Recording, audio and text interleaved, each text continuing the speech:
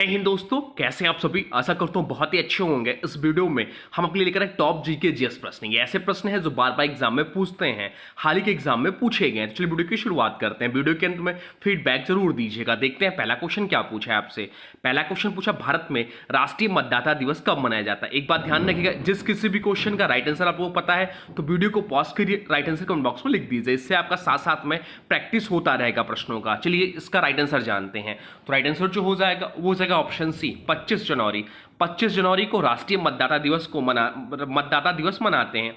इसे पहली बार 2011 में भारत निर्वाचन आयोग के स्थापना दिवस के रूप में शुरू किया गया था।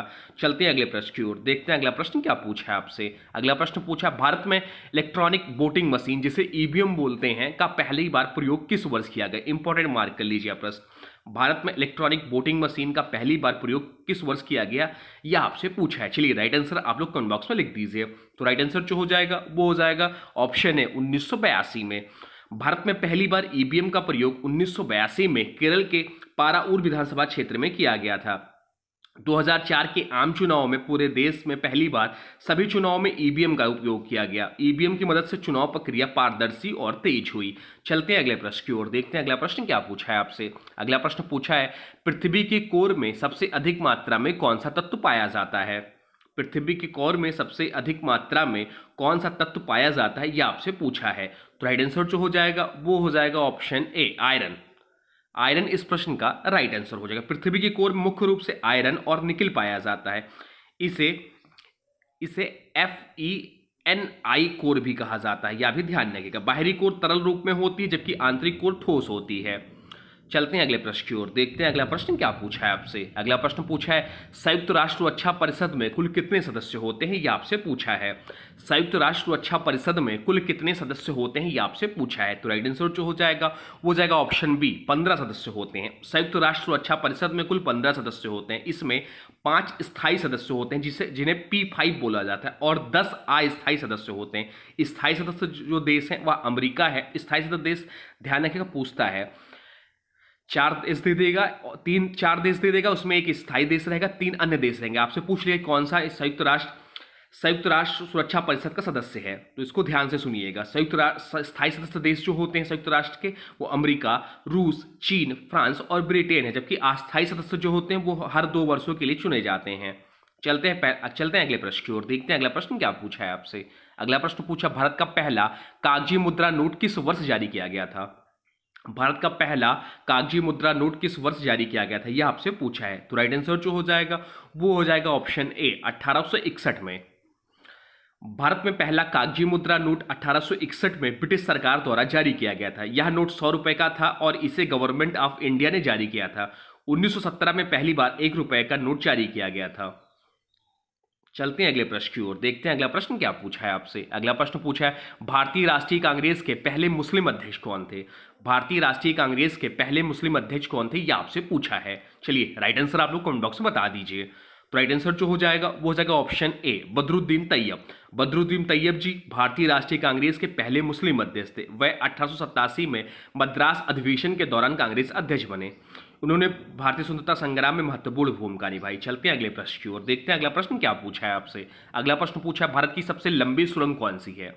भारत की सबसे लंबी सुरंग कौन सी है, यह आपसे पूछा है। तो राइट आंसर जो हो जाएगा वो हो जाएगा ऑप्शन सी, अटल सुरंग। अटल सुरंग जो है वह भारत की सबसे लंबी सुरंग है। यह हिमाचल प्रदेश के रोहतांग पास के पास स्थित है। इसकी लंबाई 9.02 किलोमीटर और यह 2020 में प्रधानमंत्री नरेंद्र मोदी द्वारा उद्घाटित किया गया था। चलते हैं अगले प्रश्न की ओर। अगला प्रश्न तो बहुत इंपॉर्टेंट है, बहुत बार एग्जाम में पूछता है। भारतीय संविधान में नीति निर्देशक तत्व जिसे बोलते हैं DPSP किस देश के संविधान से प्रेरित है, यह आपसे पूछा है।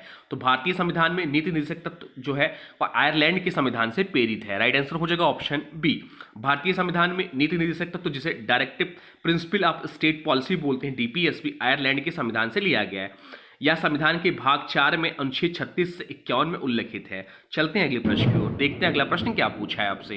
अगला प्रश्न पूछा है, भारत में राष्ट्रीय आय की गणना कौन करता है। भारत में राष्ट्रीय आय की गणना कौन करता है, यह आपसे पूछा है। तो भारत में राष्ट्रीय आय की जो गणना करता है वह करता है राष्ट्रीय सांख्यिकी कार्यालय NSO।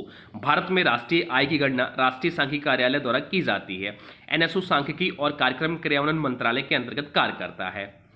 चलते हैं अगले प्रश्न की ओर, देखते हैं अगला प्रश्न क्या पूछा है आपसे। अगला प्रश्न पूछा, भारत में संविधान की 42वीं संशोधन अधिनियम 1976 को क्या कहा जाता है? भारत में संविधान की 42वें संविधान संशोधन अधिनियम 1976 को क्या कहा जाता है, यह आपसे पूछा है। इंपॉर्टेंट मार्क कर लीजिए इस प्रश्न को भी।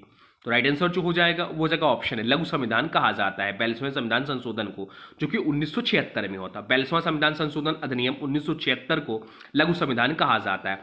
यह संशोधन इंदिरा गांधी सरकार द्वारा आपातकाल के दौरान लगाया गया था।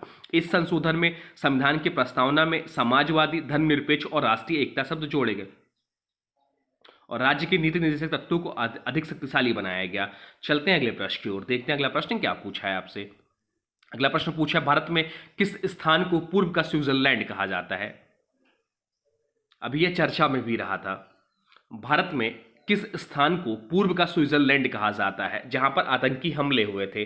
चलिए आपको हिंट दे दिए, तो राइट आंसर आप लोग कमेंट बॉक्स में लिख दीजिए। तो राइट आंसर हो जाएगा ऑप्शन डी, खजियार। हिमाचल प्रदेश को पूर्व का स्विट्जरलैंड कहा जाता है। हिमाचल प्रदेश में स्थित खजियार को पूर्व का स्विट्जरलैंड कहा जाता है। 1992 में स्विट्जरलैंड के राजदूत ने इसे यह उपनाम दिया। यह हरियाली से भरा एक खूबसूरत हिल स्टेशन है जो स्विट्जरलैंड जैसा प्रतीत होता है। चलते हैं अगले प्रश्न की ओर। अगला प्रश्न पूछा है, भारत का राष्ट्रीय पंचांग कौन सा है?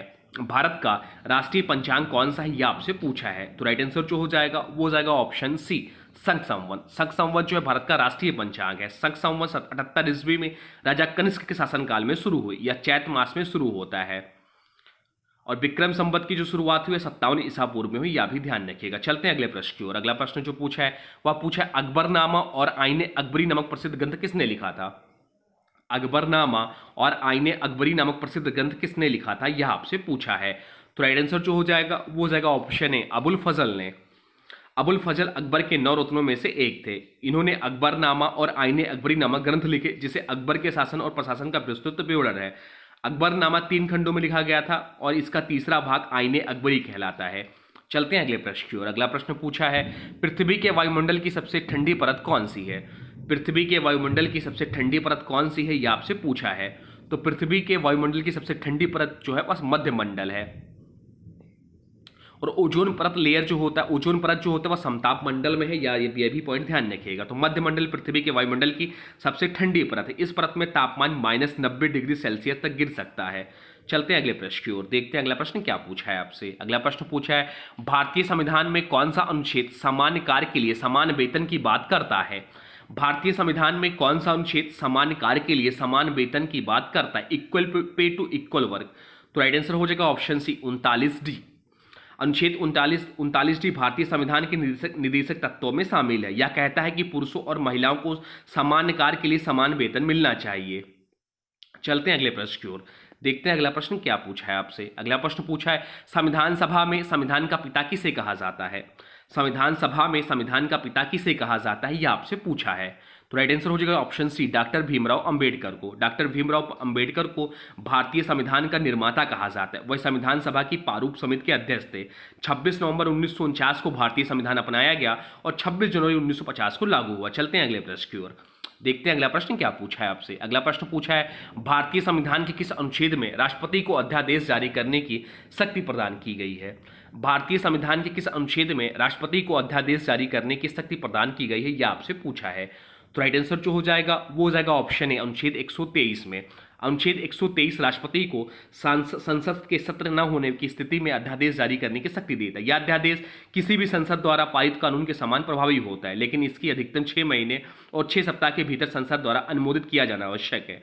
यह शक्ति संविधान की कार्यकारी शक्ति का एक महत्वपूर्ण हिस्सा है। चलते हैं अगले प्रश्न की ओर। अगला प्रश्न पूछा है, किस गुप्त शासक को भारतीय नेपोलियन कहा जाता है? किस गुप्त शासक को भारतीय नेपोलियन कहा जाता है, यह आपसे पूछा है। चलिए राइट आंसर आप लोग कमेंट बॉक्स में बता दीजिए। तो राइट आंसर जो हो जाएगा वो हो जाएगा option D, option A, Samudragupta. Samudragupta को भारतीय नेपोलियन कहा जाता है क्योंकि उन्होंने अपने जीवन काल में कई सैन्य अभियान चलाए और विशाल साम्राज्य का विस्तार किया। वह गुप्त काल के सबसे महान योद्धा और कुशल प्रशासक माने जाते हैं। चलते हैं अगले प्रश्न की ओर। अगला प्रश्न पूछा है, किस मुगल सम्राट को जिंदा पीर के नाम से जाना जाता है? किस मुगल सम्राट को जिंदा पीर के नाम से जाना जाता है, यह आपसे पूछा है। तो राइट आंसर जो हो जाएगा, चलिए राइट आंसर आप लोग कमेंट बॉक्स में बता दीजिए। तो राइट आंसर जो हो जाएगा वो हो जाएगा ऑप्शन सी, औरंगजेब। मुगल सम्राट औरंगजेब को जिंदा पीर कहा जाता है क्योंकि वह इस्लामी जीवन शैली और कठोर अनुशासन का पालन करता था। उन्होंने मुगल साम्राज्य का सबसे अधिक विस्तार किया, लेकिन धार्मिक नीतियों के कारण उनका शासन विवादास्पद भी रहा है। चलते हैं अगले प्रश्न की ओर, देखते हैं अगला प्रश्न क्या पूछा है आपसे। अगला प्रश्न पूछा, भारत का पहला डिजिटल गांव कौन सा है? इंपॉर्टेंट मार्क कर लीजिए।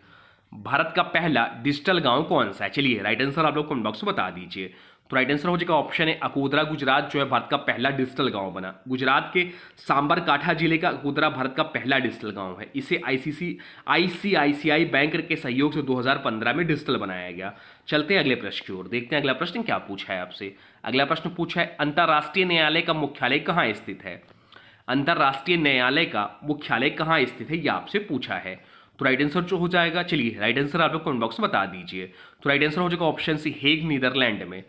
अंतर्राष्ट्रीय न्यायालय का मुख्यालय जो हेग नीदरलैंड में स्थित है। यह संयुक्त राष्ट्र का प्रमुख न्यायिक अंग है। इसकी स्थापना 1945 में हुई और यह 1946 से कार्य कर रहा है। इसमें 15 न्यायाधीश होते हैं जिनका कार्यकाल 9 वर्षों का होता है। यह लाइन भी ध्यान रखिएगा। चलते हैं अगले प्रश्न की ओर। अगला प्रश्न पूछा है, भारत के किस राज्य को भारत का धान कटोरा कहा जाता है? भारत के किस राज्य को भारत का धान कटोरा कहा जाता है? सरल क्वेश्चन है, चलिए राइट आंसर आप लोग बता दीजिए।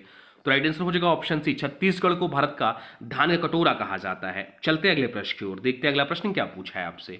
अगला प्रश्न पूछा है, भारतीय संविधान की प्रस्तावना में 42वें संशोधन 1976 में कौन सा शब्द जोड़ा गया था? भारतीय संविधान की प्रस्तावना में 42वें संशोधन 1976 में कौन सा शब्द जोड़ा गया? चलिए राइट आंसर आप लोग कमेंट बॉक्स में बता दीजिए, क्योंकि इस क्वेश्चन को हम लोग ऊपर भी पढ़ चुके हैं। तो राइट आंसर जो हो जाएगा वो हो जाएगा option A, option B, option D, option C या ऑप्शन डी। तो राइट आंसर हो जाएगा ऑप्शन डी। 42वें संशोधन 1976 में समाजवादी, पंथ निरपेक्ष और अखंडता शब्द जोड़े गए हमारे संविधान में, इसलिए इसे मिनी संविधान भी कहा जाता है। यह संशोधन इंदिरा गांधी सरकार द्वारा लागू किया गया था। प्रस्तावना को संविधान की आत्मा भी कहा जाता है। भारतीय संविधान का निर्माण डॉक्टर भीमराव अंबेडकर की अध्यक्षता में हुआ था। चलते हैं अगले प्रश्न की ओर। अगला प्रश्न पूछा है, किस भारतीय वैज्ञानिक को भारत के मिसाइल मैन के रूप में जाना जाता है? किस भारतीय वैज्ञानिक को भारत के मिसाइल मैन के रूप में जाना जाता है? तो राइट आंसर हो जाएगा वो हो जाएगा हमारी आन बान शान डॉक्टर एपीजे अब्दुल कलाम को भारत के मिसाइल मैन के रूप में जाना जाता है। डॉक्टर एपीजे अब्दुल कलाम को भारत के मिसाइल मैन कहा जाता है। वह भारत के प्रमुख वैज्ञानिक और 11वें राष्ट्रपति थे। इन्होंने अग्नि, पृथ्वी, नाग और ब्रह्मोस जैसी मिसाइलों के विकास में योगदान दिया। इन्होंने इसरो और डीआरडीओ में भी महत्वपूर्ण भूमिका निभाई है। बात क्या हो रही है राष्ट्रपति की, तो आपसे पूछ सकते हैं कि भारत के पहले राष्ट्रपति कौन थे? तो पहले राष्ट्रपति तो सभी लोग जानते हैं, डॉक्टर राजेंद्र प्रसाद देश के पहले राष्ट्रपति। पर एक यहाँ और एक क्वेश्चन और बनता है कि देश की पहली महिला राष्ट्रपति कौन थी? इसमें लोग गलत करके आते हैं। देश की पहली महिला राष्ट्रपति जो थी वो श्रीमती प्रतिभा देवी सिंह पाटिल थी। वर्तमान समय में देश की दूसरी महिला राष्ट्रपति हैं जो श्री द्रौपदी मुर्मू जी हैं। और बात यह रही इसरो की, जिसकी स्थापना हुई थी 1969 में, जिसका हेडक्वार्टर है बेंगलुरु कर्नाटक में, और इसका फुल फॉर्म होता है इंडियन स्पेस रिसर्च ऑर्गेनाइजेशन। यह भी पॉइंट ध्यान रखिएगा। चलते हैं अगले प्रश्न की ओर। अगला प्रश्न पूछा है, भारत में कुल कितने उच्च न्यायालय हैं? भारत में वर्तमान समय में कुल कितने उच्च न्यायालय हैं? तो भारत में कुल उच्च न्यायालय जो है वह वर्तमान समय 25 हैं। राइट आंसर हो जाएगा ऑप्शन सी, 25। भारत में 25 उच्च न्यायालय। पहला उच्च न्यायालय 1862 में कलकत्ता में स्थापित हुआ, और सबसे नया उच्चतम न्यायालय आंध्र प्रदेश उच्च न्यायालय 2019 में स्थापित हुआ। सर्वोच्च न्यायालय भारत का सर्वोच्च न्यायिक निकाय है। चलते हैं अगले प्रश्न की ओर। अगला प्रश्न पूछा है, संसद के दोनों सदनों की संयुक्त बैठक कौन बुलाता है? संसद के दोनों सदनों की संयुक्त बैठक कौन बुलाता है? तो राइट आंसर जो हो जाएगा वो हो जाएगा ऑप्शन बी, राष्ट्रपति बुलाते हैं। राइट आंसर हो जाएगा ऑप्शन बी, राष्ट्रपति बुलाते हैं। भारतीय संविधान के अनुच्छेद 108 में संयुक्त बैठक का प्रावधान है। अध्यक्षता जो करते हैं वह लोकसभा अध्यक्ष करते हैं, परंतु बुलाते जो है राष्ट्रपति बुलाते हैं। पहली संयुक्त बैठक 1961 में हुई थी। चलते हैं अगले प्रश्न की ओर। अगला प्रश्न जो पूछा है वह पूछा, पंचायती राज व्यवस्था किस अनुच्छेद के तहत लागू की गई? पंचायती राज व्यवस्था जो है वह किस अनुच्छेद के तहत लागू की गई, यह आपसे पूछा है। तो राइट आंसर जो हो जाएगा वो हो जाएगा ऑप्शन है अनुच्छेद 243 से 243 ओ तक पंचायती राज व्यवस्था के बारे में बताया गया। पंचायती राज को 73वें संविधान संशोधन 1992 द्वारा लागू किया गया, और भारत में पहली बार पंचायती राज 1959 में राजस्थान में लागू किया गया था। इसमें 3 स्तर होते हैं, ग्राम पंचायत, पंचायत समिति और जिला स्तर। चलते हैं अगले प्रश्न की ओर। अगला प्रश्न पूछा है, बुल एंड बियर शब्द किससे संबंधित है? बुल एंड बियर शब्द किससे संबंधित है? चलिए राइट आंसर आप लोग कमेंट बॉक्स में लिख दीजिए। तो बुल एंड बियर शब्द जो है वह शेयर बाजार से संबंधित है। राइट आंसर हो जाएगा ऑप्शन बी। बुल मार्केट तब होता है जब शेयर बाजार ऊपर जाता है और बियर मार्केट तब होता है जब शेयर बाजार नीचे गिरता है। भारत का प्रमुख शेयर बाजार बीएससी जिसे बॉम्बे स्टॉक एक्सचेंज बोलते हैं और एनएससी जिसे नेशनल स्टॉक एक्सचेंज बोलते हैं। चलते हैं अगले प्रश्न की ओर। अगला प्रश्न जो पूछा है वह पूछा विश्व की सबसे लंबी नदी कौन सी है। विश्व की सबसे लंबी नदी कौन सी है? तो विश्व की सबसे लंबी नदी जो है नील नदी है। नील नदी दुनिया की सबसे लंबी नदी है जिसकी लंबाई लगभग 6,650 किलोमीटर है। अमेज़न नदी सबसे अधिक जल प्रवाह वाली नदी है। गंगा भारत की सबसे लंबी नदी है जिसकी लंबाई 2525 किलोमीटर है। चलते हैं अगले प्रश्न की ओर। आज का अंतिम प्रश्न है किस संविधान संशोधन द्वारा अनुच्छेद 21 से जोड़ा गया जिसे शिक्षा को मौलिक अधिकार बना दिया गया? आपसे पूछा है, इंपॉर्टेंट है, किस संविधान संशोधन द्वारा अनुच्छेद 21 से जोड़ा गया जिससे शिक्षा को मौलिक अधिकार बनाया गया? तो राइट आंसर हो जाएगा ऑप्शन सी 66वां संविधान संशोधन। 66वें संविधान संशोधन अधिनियम 2002 के तहत अनुच्छेद 21 से जोड़ा गया जिससे 6 से 14 वर्ष के बच्चों के लिए शिक्षा को मौलिक अधिकार बना दिया गया। इसके तहत शिक्षा का अधिकार अधिनियम 2009 लागू किया गया। यह सभी सरकारी और गैर सरकारी स्कूलों को निःशुल्क और अनिवार्य शिक्षा देने के लिए बाध्य करता है। तो ये रहे टॉप 30 जी के जीएस प्रश्न।